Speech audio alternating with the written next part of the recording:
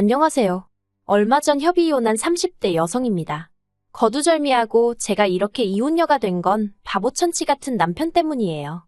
물론 원인 제공은 이혼하고 염치 없이 시댁에 눌러앉은 신우와 시어머니 때문이긴 하지만 솔직히 남편이 자기 역할만 잘해줬더라도 저희까지 이혼하는 일은 없었을 것 같거든요. 그러니 다른 시댁 식구들보다 남편이 제일 문제고 제일 꼴보기 싫으네요. 남편과 저는 지인의 소개로 만난 사이입니다. 소개받을 당시 남편은 9급 공무원이었고 저는 은행을 다니고 있었지요. 하지만 이런저런 조건을 다 떠나서 남편의 서글서글하고 다정한 성품이 마음에 들더라고요. 그리고 남편도 남편대로 제가 마음에 들었는지 만날 때마다 고맙게도 무엇을 하면 좋을지 뭘 먹으면 좋을지 그런 것들을 생각해왔어요. 이후로 저희는 누가 먼저 사귀자 그런 이야기는 하지 않았지만 그래도 소개받고 얼마 지나지 않아 자연스럽게 연인 사이로 발전했고 그렇게 1년여간을 만나다 부부의 연을 맺게 되었네요. 다만 한 가지, 지금 돌이켜 생각해보면 마음에 걸렸던 일이 있는데 그건 결혼 이야기가 본격적으로 오가면서 서로 경제 사정을 오픈했을 때였습니다. 솔직히 말해서 홀어머님의 아래로 어린 신우까지 있었기에 남편에게 경제적인 부분에 있어서는 기대치가 크지 않았어요. 이건 여담이지만 남편이 9급 공무원이 된 것도 원래는 작은 중소기업을 4년 정도 다니다가 도저히 이렇게는 못 살겠다 싶었다대요. 여담이지만 입사 당시에는 9시 출근 6시 퇴근이라고 했는데 4년 내내 7시 40분까지 출근해서 8시 이후에 퇴근했답니다. 그래도 버티면 승진하고 한마디로 언젠가 좋은 날이 올 줄 알았는데 어느 날 대뜸 사장 친구 아들이라는 사람이 와서는 한 자리 차지하고 두 자리 차지하고 그러는 꼴을 보고 있으니까 내가 여기서 뭐하는 짓거린가 싶었다나요. 그래서 독하게 마음먹고 회사를 때려치고 공무원 공부를 시작했대요. 그런데 남들이 9급 공무원은 반년 안에 합격을 해야 한다. 1년이면 뭐 눈 감고 떡 먹기다 해서 조금 만만하게 봤었답니다. 하지만 매번 한 문제 차이, 한 점 차이 이런 식으로 고배를 마시느라 자그만치 4년을 날려먹었다는 거예요. 이 얘기를 들었을 땐 솔직히 제가 다 아찔하더군요. 솔직히 포기하지 않은 그 근성이 대단하다 싶으면서도 미련한 건가 싶고 어쨌든 결국엔 합격을 했으니 다행인가 싶기도 하고. 그런데 이런 과정이 있다 보니 당연히 모아둔 돈은 거의 없었지요. 가뜩이나 첫 직장 다닐 때도 홀어머니 생활비 보태드리랴 어쩌랴 해서 얼마 모으지도 못했는데 그 돈을 수험 생활에 다 써버렸다니까요. 그리고 이런 이야기는 이미 연애하면서 조금씩 여러 번 들었던지라 언젠가부터는 그쪽으론 아예 기대치가 없었지요. 그래도 운이 좋았던 게 저희 친정부모님이 남편을 사윗감으로 마음에 들어 하셨습니다. 어떻게 모든 게 100% 마음에 들 수 있겠냐면서 그래도 저한테 잘하고 당신들한테 살가우니 그것만으로도 좋다 하시대요. 그리고 어쨌든 9급 공무원이라는 직업이 떼돈을 버는 직장은 아니어도 안정적이잖아요. 그래서 부족한 부분은 친정부모님이 도와주신다고 하셔서 무사히 결혼 준비를 할 수 있었지요. 그리고 남편에게 경제적인 부분에 있어 기대치가 없었던 만큼이나 어머님께도 아무것도 바라는 게 없었습니다. 솔직히 결혼 이야기가 한창 오가는 와중에도 당신 친구분들하고 여행 간다며 남편에게 이달은 용돈 얼마를 더 보내라 하시는 분이셨거든요.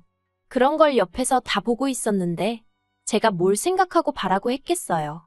그래도 시어머니 되실 분이라 나쁘게는 말 못하고 세상에는 정말 다양한 어머니들이 있구나 생각만 했지요. 그리고 그런 어머님의 비위를 맞춰드리는 것도 어떻게 보면 자식돌이라고 생각해서 최대한 좋은 쪽으로 생각하려고 했어요. 그런데 저와 남편이 결혼하고 2년차가 되던 해였습니다. 남편에게는 3살 터울의 여동생이 있거든요. 신우는 일찍이 혼전 임신을 해서 저희가 결혼할 때 이미 7살짜리 아이를 키우고 있었어요.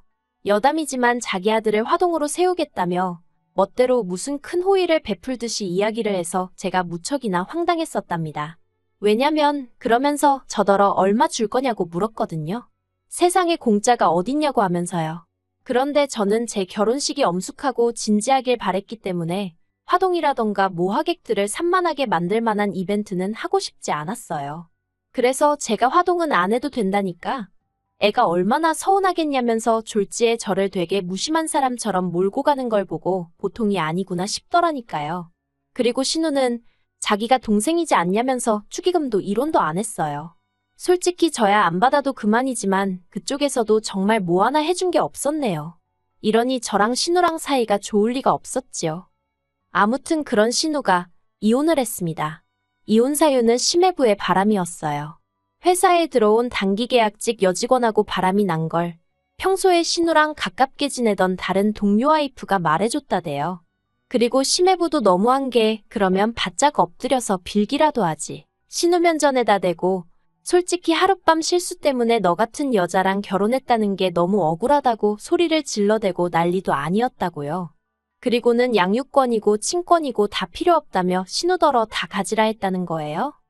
그런데 양육권이고 친권이고 그것만 주면 뭘 어떡하라는 건지. 문제는 돈이었어요. 신우고 심해부고 평소에 씀씀이가 어찌나 해펐는지 재산이라곤 둘이 살던 전세집 보증금 7천이 전부였더라고요.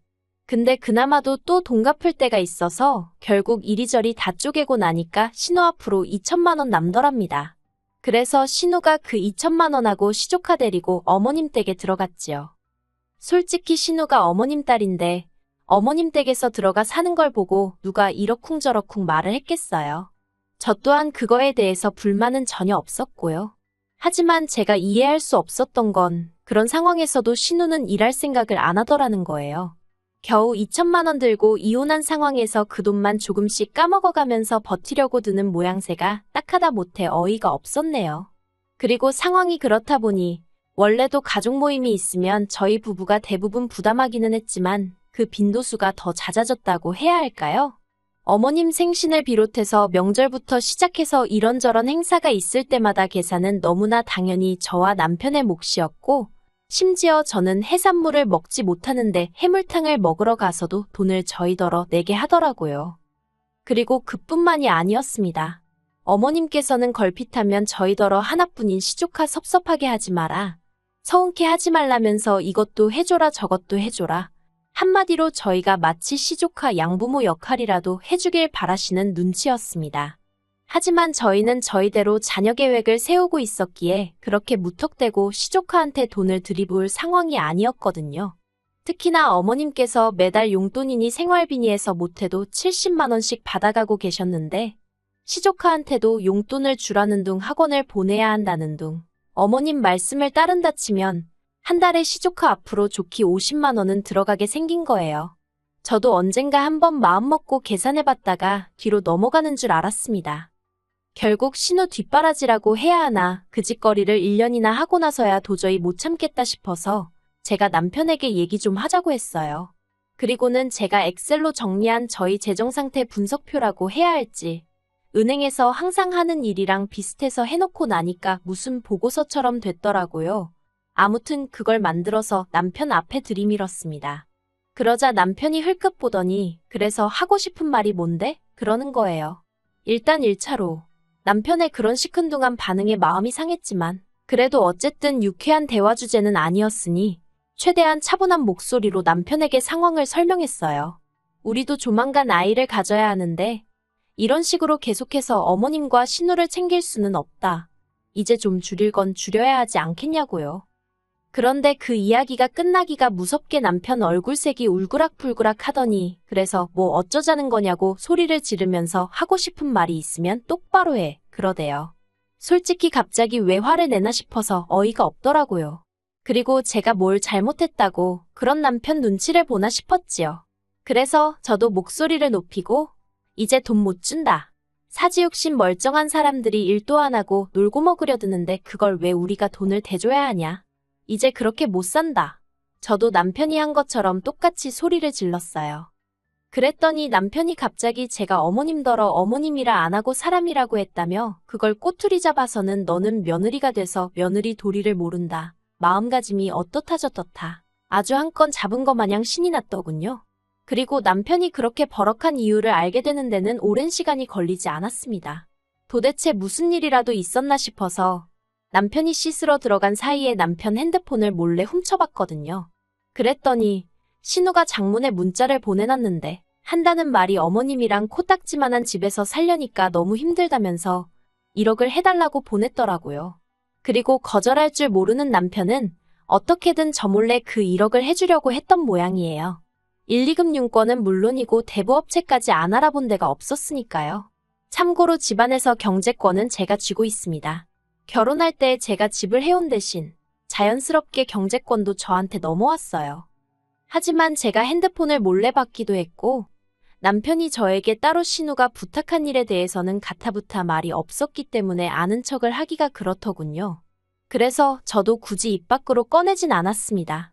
마음 한구석에선 남편이 저랑 상의를 해주길 바라면서도 동시에 상의를 한다고 들면 그건 그거대로 일이다 싶고 저도 제 마음을 알 수가 없었어요. 그리고 그렇게 며칠의 시간이 지났습니다. 남편이 할 이야기가 있다며 저더러 거실로 나와보라고 하더군요. 뭔데 그러냐고 자리에 앉으니 남편이 무슨 서류 몇 장을 꺼냈습니다. 눈에 익숙한 서류들, 바로 아파트 담보대출 서류였어요. 황당해서 아니 집에서 이 서류들을 보게 될 줄은 몰랐네. 이걸 어디서 구해왔어? 이거 왜? 하고 물었습니다. 그랬더니 한다는 말이 아파트 담보대출 좀 받아줘 그러는 거예요. 그제서야 얼마 전 받던 신우의 문자가 생각이 났습니다. 순식간에 화가 솟구쳤지만 일단 아는 체는 하지 않고 갑자기 웬 대출을 받자는 거냐고 얼마나 필요해서 그러는데? 하고 물었어요. 그랬더니 1억 정도 필요하다면서 자기가 아는 형 돈을 빌려서 주식을 했다나요. 아주 자기 여동생한테 돈을 갖다 바치려고 별 거짓말을 다 한다 싶어서 기도 안 차대요. 제가 누구한테 빌린 거냐. 내가 직접 만나보겠다 그리고 주식 거래한 내역 좀 보여달라 했습니다. 그랬더니 남편이 허둥지둥. 솔직히 저희 남편 거짓말 정말 못하거든요. 순발력이 있는 사람도 아니고요. 그런데 그 자리에서 어떻게든 거짓말을 쥐어짜내려는 걸 보고 있으니 참 못 봐주겠더라고요. 그래서 제가 남편에게 신우가 당신에게 보낸 문자 봤다고 솔직하게 말했습니다. 그러자 남편도 차라리 잘 됐다면서 그럼 이제 상황을 알았으니 대출 좀 받아달랍니다. 신우가 못 갚으면 자기가라도 갚을 거니까 걱정하지 말라면서요. 어이가 없어서 나랑 살면서 뭘 어떻게 갚겠다는 거냐고 물었어요. 당신 월급이나 내 월급이나 공동재산인데 뭐 어디 따로 돈 들어올 구멍이 있는 것도 아니면서 무슨 돈을 갚겠다는 소리를 그렇게 쉽게 하냐고요. 그리고 아파트는 내가 한 것도 아니고 친정부모님이 해주셨는데 그걸 담보 잡아서 신우한테 1억이라니 생각 좀 하고 말하라고 화를 냈어요. 그러니까 남편이 한다는 말이 그러면 이혼밖에 답이 없겠네 그래요. 순간 저는 제 귀를 의심했습니다. 지금 뭐라고 했어? 이혼? 신우 1억 안 해주면 나랑 이혼이라도 하겠다고? 이혼하면 재산 분할하잖아. 그거라도 받아줘야지. 진짜 미쳤구나. 진심으로 하는 말이지? 후회 없지. 나중에 딴소리 하지 마. 남편의 마지막 말에 정이 있는 대로 떨어진 저는 이튿날 바로 이혼 전문 변호사를 찾았습니다. 그리고 변호사 앞에서 저도 모르게 울고 웃고 정말 미친 X가 따로 없었어요. 도끼도 오른 데다가 한편으론 그동안 나름대로 열심히 제 가정 꾸리고 살아왔다 싶었는데 이렇게 한순간에 정리하게 된 현실이 황당했거든요. 남편은 이혼 이야기가 나온 이후로 시댁으로 간 상황이었고 저에게 이혼은 언제 해줄 거냐면서 연락을 해왔어요. 그래서 서류 작성하자 하고 카페에서 만났습니다. 제가 이혼 서류 내밀면서 내 건 다 적었으니 당신 것만 적으면 된다 했습니다. 그러자 남편이 알겠다며 재산 분할은 어떻게 하냐고 묻대요. 그래서 재산 분할은 당신도 당신 변호사 구해서 알아보던가. 근데 우리가 나눌 재산이라는 게 있냐고 제가 물었습니다. 당신 한 달에 250씩 가져다 준 게 전부고 그중에서 100만 원 가까이 매달 시댁으로 빠져나갔잖아. 글쎄 뭐 기여한 게 있나? 솔직히 남편 자존심 상하라고 일부러 빈정거리듯 말했어요. 그리고 제 말투에 역시나 남편이 발끈해서는 그게 무슨 상관이냐며 어쨌든 부부가 같이 관리했으면 다 공동재산이라나요. 그리고는 집은 왜 빼먹냐길래 그건 증여야. 우리 부모님이 사랑하는 당신 딸 사주신 선물 같은 거라고. 당신은 나랑 결혼했단 이유 하나로 잠깐 빌렸을 수 있었던 거고. 그러자 남편 얼굴이 사색이 되어서는 그러면 자기 이혼 안 하겠답니다. 어이가 없어서 이혼이 당신이 하고 싶으면 하고 안 하고 싶으면 안 하고 그러는 건 줄 아냐고. 나는 이미 마음 굳혔다 했어요. 그리고는 지금 내가 준 이혼 서류 마저 작성해서 등기로 보내든가 아니면 잠자코 기다려. 내가 변호사 사서 소송 걸게. 그 말만 남기고는 먼저 카페에서 빠져나왔네요. 그리고 결국 남편도 알아보긴 했는지 결국 서류 작성해서 등기로 보냈더라고요. 솔직히 당시에는 여러 가지 감정이 교차했습니다. 남편이 몇 번 더 매달리고 그런 것도 없이 서류를 보냈다는 게 황당하기도 하고 괘씸하기도 하고. 그런데 다시 생각해보니까 매달린다고 제가 받아줄 것도 아니었고 오히려 서로 머리만 더 아팠을 것 같기도 해서 지금은 다 잘 됐다고 생각하고 있어요. 남편과 이혼한 이후로 놀랍게도 제 삶은 크게 달라진 게 없습니다. 여전히 친정부모님이 사주신 아파트에서 생활하며 직장을 다니고 있어요. 다만 쓸데없이 돈 뜯어가는 인간들이 사라졌으니 경제적으로 더 여유가 생겨서 올 여름에는 친정부모님 모시고 해외로 여행을 다녀올 생각이에요. 그런데 소개팅을 주선했던 지인의 얘기로는 남편은 저와 이혼하고 계속 시댁에서 사는 모양이더라고요. 어머님 집이 제가 알기로 15평에 방 2개 그나마도 방 1개는 거실 겸용인데 거기서 어머님 시누시 조카 그리고 남편까지. 어휴 복작복작해서 어떻게 살런지 물론 하나도 걱정되진 않아요. 더한 곳에서 사는 사람들도 많은데요, 뭐. 아무튼 이혼하길 잘했다 싶네요.